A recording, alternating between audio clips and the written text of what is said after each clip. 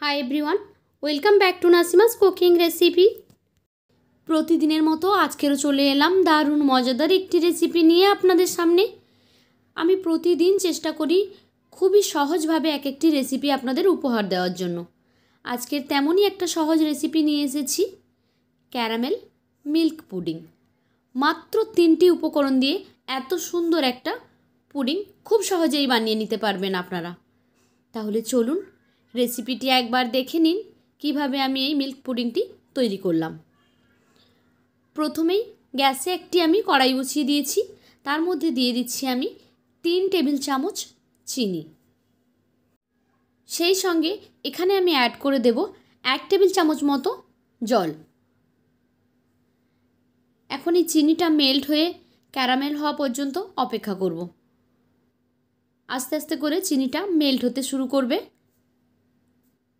দেখুন শুরু হয়ে গেছে মেল্ট হওয়া, পুরো চিনিটা মেল্ট হয়ে গেছে।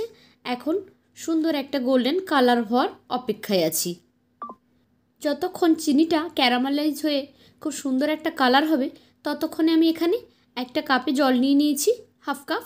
আর এই যে দেখুন ড্রাই ফ্রুট সাব কোম্পানির আগার আগার পাউডারটা আমি এখানে ইউজ করছি। আমি এখানে 1 চামচ কিন্তু আগার আগার পাউডার ইউজ করলাম। আমি এখানে হাফ লিটার দুধ ইউজ করব, তার জন্য আমার লাগবে 1 চামচ আগার আগার পাউডার। তার থেকে বেশিও নয় আর তার থেকে কমও নয়। এখন চিনিটার দিকে ফিরে এলাম। দেখুন কালারটা বেশ সুন্দর হয়ে এসেছে। আস্তে আস্তে করে আরও ডিপ কালার হয়ে যাবে। কয়েক সেকেন্ডের মধ্যে কালারটা চেঞ্জ হয়ে গেছে। এর থেকে আর বেশিক্ষণ গরম করব না, তাহলে এটা তেতো হবে। এবার আমি এখানে অ্যাড করে দিচ্ছি হাফ লিটার দুধ। দুধটা যখন আস্তে আস্তে করে আমরা এখানে অ্যাড করব, তখন কিন্তু এই যে চিনির ক্যারামেলটা আমরা তৈরি করেছিলাম এটা একটু জমাট বেঁধে যাবে। তবে ভয় পাওয়ার কিছু নেই, কিছুক্ষণ নাড়াচাড়া করতে করতে কিন্তু এই জমাটটা একদম আবারও মেল্ট হয়ে যাবে। আর প্রথম অবস্থায় দুধটা দেওয়ার সঙ্গে সঙ্গে এরকম হালকা একটা কালার আছে, যতক্ষণ চিনিটা গুলে না যাচ্ছে ততক্ষণ পর্যন্ত। তারপর আস্তে আস্তে করে দেখবেন একটা সুন্দর কালার এসে যাবে। আমি এখানে 3 টেবিল চামচ চিনি অ্যাড করেছি। আপনারা আপনাদের প্রয়োজন মতো মিষ্টিটা অ্যাড করে দেবেন। এখন দেখুন দুধটা ফুটতে শুরু করেছে।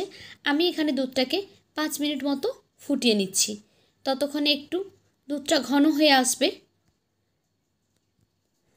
টোটাল পুডিংটা বানাতে আমাদের 8 থেকে 10 মিনিট সময় লাগবে। প্রথমে এখানে 5 মিনিট আমি দুধটাকে জাল করে নিচ্ছি। 5 মিনিট পরে আগে যে আমরা আগার আগার পাউডারটা জলে গুলে রেখেছিলাম সেটাকে এখন এখানে দিয়ে দিলাম। তারপর আবারও 3 থেকে 4 মিনিট আমি এটাকে একটু ফুটিয়ে নেব। আমার চ্যানেলে অনেক অনেক পুডিং রেসিপি দেওয়া আছে, আর আমি অনেক রেসপন্সও পাচ্ছি তার থেকে। অনেকেই অনেক ভালো ভালো কমেন্ট করছেন, খুবই ভালো লাগছে তাতে করে। এখন দেখুন একদম দুধটা রেডি হয়ে গেছে পুডিং বসানোর জন্য। এখন আমি গ্যাসটাকে বন্ধ করে দিচ্ছি। দুধটা পুরোপুরি রেডি হয়ে গেছে। এবার আমি একটা কেক মোল্ড নিয়ে নিয়েছি। আপনারা বাড়িতে থাকা যে কোনো পাত্রে কিন্তু এই পুডিংটা সেট করে নিতে পারেন। ডিমোল্ড করা খুবই ইজি। এখানে কোনো রকম ঘি বা কিছুই লাগাতে হবে না, ডিরেক্টলি আপনি এভাবে পাত্রের মধ্যে দিয়ে দেবেন। আর এখন এখানটাকে আমি কিছুক্ষণ ঠান্ডা করে নেব, তারপর ফ্রিজে রেখে দেব 1 থেকে 1.5 ঘন্টার জন্য। ফ্রিজে রেখে আমি ফ্রিজ থেকে বের করে নিয়েছি। পুডিংটা খুব ভালোভাবে সেট হয়ে গেছে দেখতে পাচ্ছেন। এখন আমি একটা প্লেটের উপরে এই পাত্রটাকে উল্টে দেব। নর্মালি যদি সঙ্গে সঙ্গে না এটা ছেড়ে যায় তাহলে একটু সময় রেখে দেবেন, দিলে কিন্তু আপনা আপ এটা ডিমোল্ড হয়ে যাবে। আমি পেছনে একটু ট্যাপ করে দিয়েছি, তারপর কিন্তু এটা ডিমোল্ড হয়ে গেছে খুব ইজিলি। দেখুন পুডিংটা কত সুন্দরভাবে সেট হয়ে গেছে। আর খেতে কিন্তু ভীষণই টেস্টি। এতে কোনো আলাদা ফ্লেভার দেওয়ার প্রয়োজন নেই, যেহেতু আমরা চিনিটা ক্যারামেল করেছি সেই ক্যারামেলের ফ্লেভারটাই কিন্তু ভীষণ সুন্দর। আমি উপর থেকে একটুখানি পেস্তা বাদামের গুঁড়ো দিয়ে জাস্ট গার্নিশিং করে নিলাম। তো কেমন লাগলো আপনাদের কাছে আজকের আমার এই রেসিপি? যদি ভালো লেগে থাকে তাহলে একটি লাইক করে দেবেন। আর যারা আমার চ্যানেলে ভিডিওটি প্রথমবার দেখছেন তাদের কাছে অনুরোধ করছি চ্যানেলটিকে সাবস্ক্রাইব করে বেল আইকনে ক্লিক করে নোটিফিকেশান অন করে দেবেন।